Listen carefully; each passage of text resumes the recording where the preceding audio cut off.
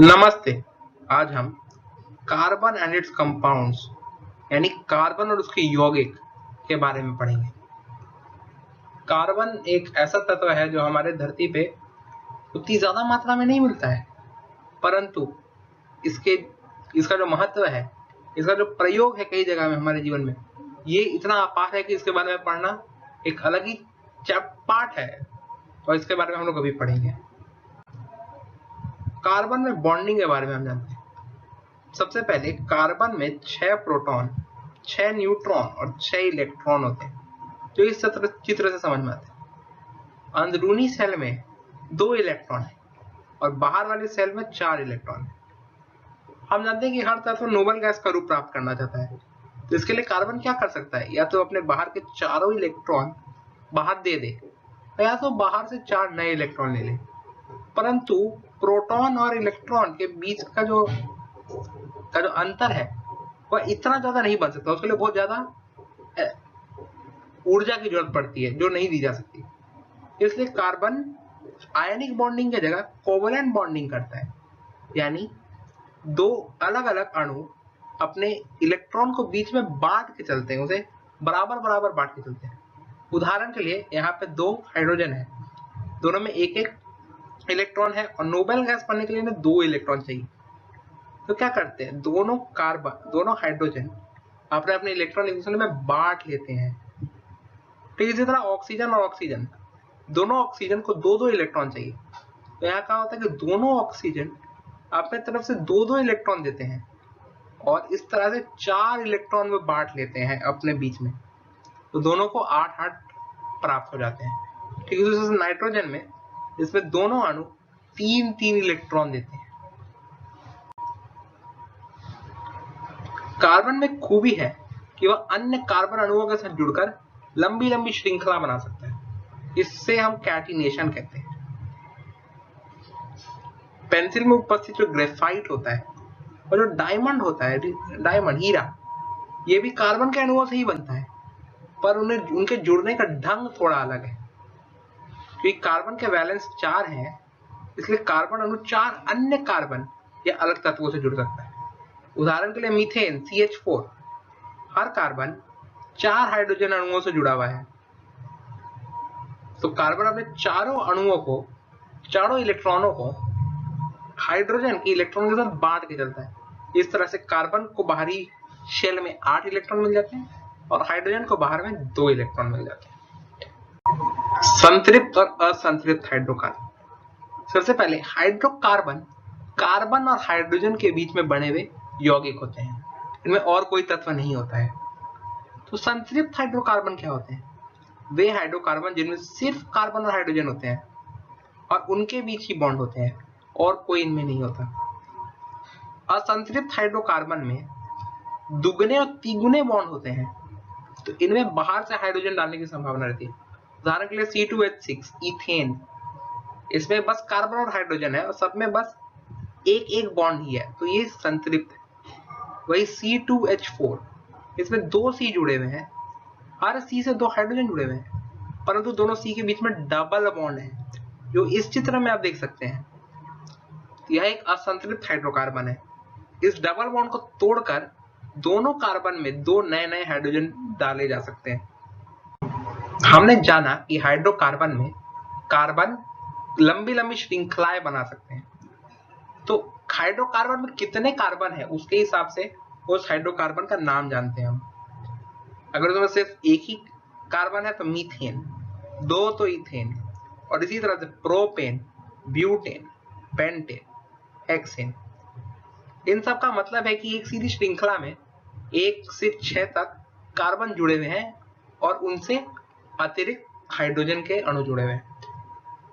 C4H10 के 2 रूप हो सकते हैं, तो सभी कार्बन अणु एक सीधी रेखा में हो या फिर कुछ शाखाएं बन सकती हैं इस प्रकार। इसी तरह से ब्यूटेन के ही हमें 2 अलग अलग फॉर्मूले प्राप्त होते हैं। इन्हें हम आइसोमर कहते हैं, क्योंकि इनमें कार्बन के अणु उतने ही हैं, हाइड्रोजन के अणु उतने ही हैं, पर इनका ढांचा में पूरा अंतर है। उसी तरह से होता है साइक्लोहेक्सेन, हेक्सेन यानी 6 कार्बन के अणु, और साइक्लो का मतलब हुआ कि यही सभी अणु एक रिंग, एक गोले में बने हुए हैं। यह हुआ साइक्लोहेक्सेन का पूरा फॉर्मूला। फंक्शनल ग्रुप यानी प्रकार्यात्मक समूह, तो कई हाइड्रोकार्बनों में एक से ज्यादा हाइड्रोजन की जगह कार्बन से अन्य कुछ भाग जुड़ सकते हैं, कुछ अन्य नए नए तत्व जुड़ जाते हैं। इन तत्वों को प्रकार्यात्मक समूह कहा जाता है। उदाहरण के लिए हाइड्रोजन के जगह एक हाइड्रोकार्बन में क्लोरीन या ब्रोमीन जुड़ा जा सकता है, जिसका कुछ ऐसा फॉर्मूला बनेगा। आर का अर्थ है कोई भी लंबी कार्बन की श्रृंखला, और एक्स का मतलब है क्लोरीन या ब्रोमीन जो आके एक हाइड्रोजन को हटा के वहां जुड़ गया है। इसी तरह से एक एल्कोहल बन सकता है जिसमें OH आकर जुड़ता है। एक एल्डिहाइड जिसमें एक O और एक H जुड़ता है, पर थोड़ा अलग तरीके से जुड़ता है। अब देख सकते हैं कार्बन और ऑक्सीजन के बीच में डबल बॉन्ड। ऐसे ही कीटोन बनता है जिसमें बीच में स्थित किसी कार्बन पे एक ऑक्सीजन द्वितीय बॉन्ड बनाकर जुड़ जाता है। आप देख ही सकते हैं कि यह कीटोन मतलब तभी संभव है अगर कम से कम 3 कार्बन हो उस श्रृंखला में। इसी तरह से कार्बोक्सिलिक एसिड भी बनता है, COOH। एक C से द्वितीय बॉन्ड के साथ एक O जुड़ता है, और एक सिंगल बॉन्ड के द्वारा O और H दोनों जुड़ते हैं। इसी तरह से हम वर्णित सजातीय श्रेणी बना सकते हैं। कार्बन यौगिकों की एक ऐसी श्रेणी जिनके ढांचे समान होते हैं, परंतु जिनमें हर 2 क्रमिक सदस्यों के बीच CH2 का अंतर होता है, एक कार्बन और 2 हाइड्रोजन का अंतर। उदाहरण के लिए एल्केन श्रेणी, इसमें होता है CH4, C2H6, C3H8। हर 2 सदस्यों में एक कार्बन और 2 हाइड्रोजन का अंतर है। उसी तरह से एल्कीन, इसमें कहीं एक जगह एक द्वितीय बॉन्ड होता है। एक एल्काइन में कहीं एक तृतीय बॉन्ड होता है, जैसे C2H2। यहाँ पे 2 कार्बन तृतीय बॉन्ड से जुड़े हुए हैं, और हर कार्बन में एक एक हाइड्रोजन बाहर से। उसी तरह से अल्कोहल की सजातीय श्रेणी, जैसे मीथानॉल, इथानॉल और प्रोपानॉल। इसके नामों के बारे में हम जानेंगे, इनका नामकरण कैसे किया जाता है। सबसे पहले तो हम कार्बन अणुओं की संख्या गिनते हैं। 3 यानी प्रोपेन एक उदाहरण हुआ। अब अगर क्लोरीन या ब्रोमीन है तो हम पूर्व लग्न का प्रयोग करते हैं, और कोई दूसरा अगर फंक्शनल ग्रुप या प्रकार्यात्मक ग्रुप है तो हम अनुलग्न का प्रयोग करते हैं। और अगर हाइड्रोकार्बन असंतृप्त हुआ तो हम एल्केन के एन की जगह ईन या आइन का प्रयोग करते हैं। उदाहरण के लिए अगर प्रकार्यात्मक समूह है हेलोजन, तो हम पूर्व लग्न लगा के वह नाम लिखते हैं। तो यहाँ पे 3 कार्बन है, तो यानी प्रोपेन, क्योंकि इसमें क्लोरीन जुड़ा हुआ है तो क्लोरोप्रोपेन। उसी तरह से ब्रोमोप्रोपेन। अगर अल्कोहल है तो हम ओल का अनुलग्न लगाते हैं, या फिर से 3 कार्बन है तो प्रोपेन और ओल लगा के प्रोपेनॉल। एल्डिहाइड के लिए हम लोग लगाते हैं आल, तो बन गया प्रोपेनाल। कीटोन के लिए हम लगाते हैं ओन, तो बनता है प्रोपेनोन। कार्बोक्सिलिक एसिड के लिए हम लगाते हैं ओइक एसिड, तो ये बनता है प्रोपेनोइक एसिड या अम्ल। वही अगर द्विबंध है या एक द्वितीय बॉन्ड है तो हम ईन लगाते हैं, तो या फिर से 3 कार्बन पर एक द्वितीय बॉन्ड, तो प्रोपेन की जगह इसका नाम बन गया प्रोपीन। यह कुछ साधारण नियम है जिन्हें याद रखना जरूरी है। क्लोरीन और ब्रोमीन के लिए क्लोरोप्रोपेन, ब्रोमोप्रोपेन, और बाकी में अंत में कोई अनुलग्न लगा दिया जाता है, जिसका उदाहरण हमने अभी देखे। अब कार्बन यौगिकों के कुछ रासायनिक गुणों के बारे में जानते हैं। तो दहन यानी कंबस्शन यानी जलाना। कार्बन के सभी रूप और कई यौगिक ऑक्सीजन के संपर्क में आके जलाए जा सकते हैं, इससे बहुत ऊष्मा निकलती है। उदाहरण के लिए जब कार्बन को ऑक्सीजन में जलाया जाता है तो कार्बन डाइऑक्साइड बनता है। ठीक उसी तरह से मीथेन जो कार्बन का यौगिक है, इसको जब ऑक्सीजन में जलाया जाता है तो कार्बन डाइऑक्साइड और पानी बनता है। ऐसा ही कुछ होता है इथेनॉल के साथ। तो हम देखेंगे कि इसमें ऊष्मा और यानी गर्मी बहुत ज्यादा निकलती है।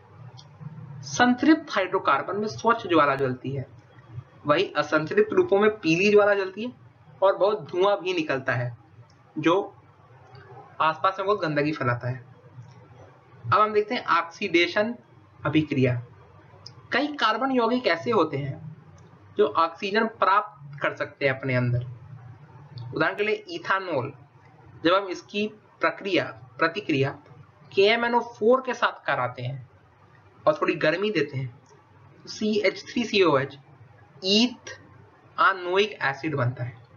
तो हम क्या देखते हैं भाई, इथानॉल में जहां बस एक ही ऑक्सीजन था उसमें अब एक और ऑक्सीजन आकर जुड़ गया है, तो यहाँ ऑक्सीडेशन प्रतिक्रिया हुई है। KMnO4 को हम ऑक्सीकारक कहते हैं क्योंकि यही है वह यौगिक जो ऑक्सीजन प्रदान करता है मेरे इथानॉल को। अब आता है संकलन अभिक्रिया। असंतृप्त हाइड्रोकार्बन में उत्प्रेरकों की उपस्थिति में, उत्प्रेरक एक ऐसा यौगिक होता है जिसकी उपस्थिति में कोई भी अभिक्रिया तेज हो जाती है।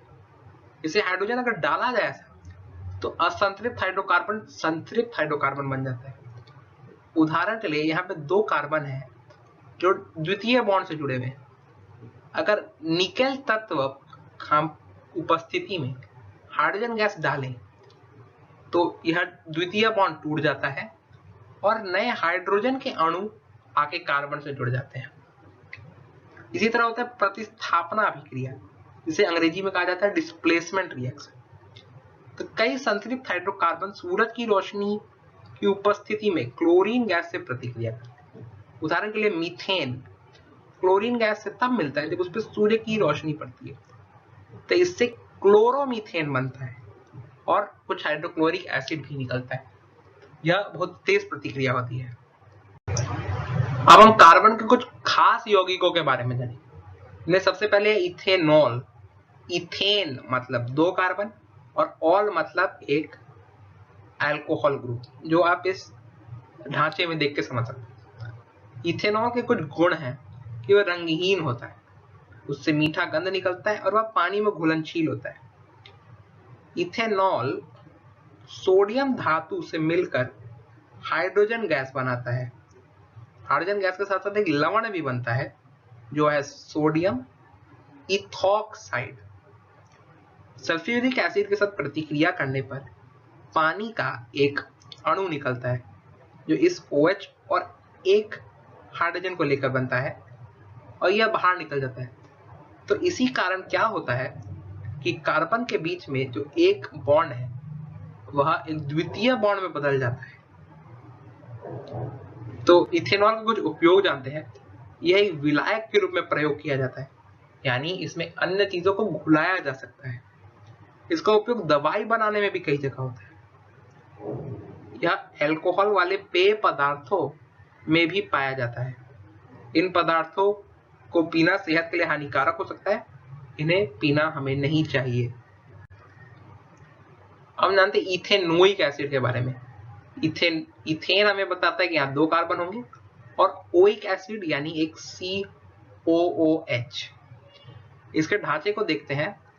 एक C से एक द्वितीय बॉन्ड के द्वारा एक O जुड़ा हुआ है और एक OH जुड़ा हुआ है। यह भी रंगहीन तरल होता है और पानी में घुलनशील होता है। इसका स्वाद होता है खट्टा। किसी अन्य एसिड की उपस्थिति में एथेनॉल के साथ एक एस्टर बनाता है, यह इथेनोइक एसिड। देखते हैं यहाँ अम्ल है, कोई अन्य अम्ल, अन्य एसिड, और इसकी उपस्थिति में इथेनॉल के साथ मिलकर एक एस्टर बनाता है जो कुछ इस प्रकार दिखता है। यह इसका सुगंध काफी मीठा होता है और इस सेंट बनाने के काम आता है। तो एस्टर में क्या होता है कि OH ग्रुप के जगह, H के जगह, हाइड्रोजन के जगह कोई अन्य लंबी श्रृंखला जुड़ जाती है कार्बन के अणुओं की, जो हम यहाँ देख सकते हैं। हम यह जानने लायक है कि इथेनोइक एसिड एक एसिड है। क्यों? क्योंकि ऑक्सीजन और हाइड्रोजन के बीच में जो बॉन्ड है उसे तोड़ा जा सकता है, या हाइड्रोजन का अणु बाहर निकल जाता है, जिसके कारण यह आसपास के वातावरण को एसिड यानी अम्लिक बना देता है। तो एसिड होने के कारण बेसों से रिएक्ट करेगा और बेस से रिएक्ट करेगा तो एक लवण और पानी बनेगा। यहाँ लवण बनता है सोडियम एथानोएट। कार्बोनेट के साथ एक लवण कार्बन डाइऑक्साइड और पानी बनता है। यह भी एक ऐसी प्रतिक्रिया है जो हम पहले पढ़ चुके हैं। साबुन और अपमार्जक यानी डिटर्जेंट, यह एक ऐसा चीज है जिसमें कार्बन के यौगिकों का बहुत बड़ा हाथ है। लंबी श्रृंखला वाले कार्बोक्सिलिक एसिड के सोडियम और पोटेशियम के लवण से ही साबुन बनता है। उदाहरण के लिए C17, H35, COONA। इसका असल नाम है सोडियम स्टीयरेट। यहाँ पे 17 कार्बन होते हैं और अंत में एक COONA का भाग जुड़ा रहता है। ये कपड़े में चिपके तेल वाली गंदगी को साफ करते हैं। अब जानते हैं साफ कैसे करते हैं। कार्बन की जो लंबी सी श्रृंखला है वह जल विरागी होती है। जल विरागी मतलब वह पानी से दूर रहना चाहती है। वही सोडियम वाला जो सिरा होता है वह जल रागी होता है, यानी वह पानी में रहना चाहता है। तो अगर हम मानते हैं कि आसपास बहुत इसे पानी में डाला गया है तो यह बात पक्का है कि 17 कार्बन की जो श्रृंखला है वह पानी से दूर जाना चाहेगी। तो वह किसी बीच पानी में उपस्थित किसी तेल के बूंद की तरफ बढ़ती है और एक ऐसा टाइप का एक ढांचा बना लेती है। इसे हम मिसेल कहते हैं। इस मिसेल में सोडियम के सभी अणु बाहर तरफ रहते हैं और सभी कार्बन की लंबी श्रृंखला अंदर तरफ रहती है। इससे कार्बन की श्रृंखला पानी से बच जाती है और तेल को कपड़े से निकालकर पानी के साथ बाहर बह जाती है। परंतु अगर पानी में मैग्नीशियम या कैल्शियम हो तो साबुन इनके साथ अभिक्रिया कर लेता है और पानी में अघुलनशील हो जाता है। इसके कारण साफ करने की ताकत उसमें बढ़ जाती है, घट जाती है। मैग्नीशियम और कैल्शियम वाले पानी को कहा जाता है हार्ड वाटर। तो हार्ड वाटर में सफाई के लिए अपमार्जक का प्रयोग किया जाता है जो कार्बोक्सिलिक एसिड के अमोनियम के लवण होते हैं। तो यहाँ बस सोडियम की जगह अमोनियम लगा दिया जाता है। ये भी मिसेल ही बनाने की प्रक्रिया से चलते हैं, परंतु मैग्नीशियम और कैल्शियम का इन पे कोई असर नहीं पड़ता। अब आपके लिए एक छोटा सा टेस्ट, आपको इन तीनों यौगिकों का नाम बताना है। आराम से सवाल देखिए और इनका नाम बनाइए। इसका उत्तर आपको इस वीडियो के नीचे कमेंट में मिल जाएगा। धन्यवाद। इसके साथ हमारा कार्बन यौगिकों वाला सफर पूरा हुआ। उम्मीद है कि आपको कार्बन के महत्व के बारे में आपके जीवन में काफी मालूम चला होगा।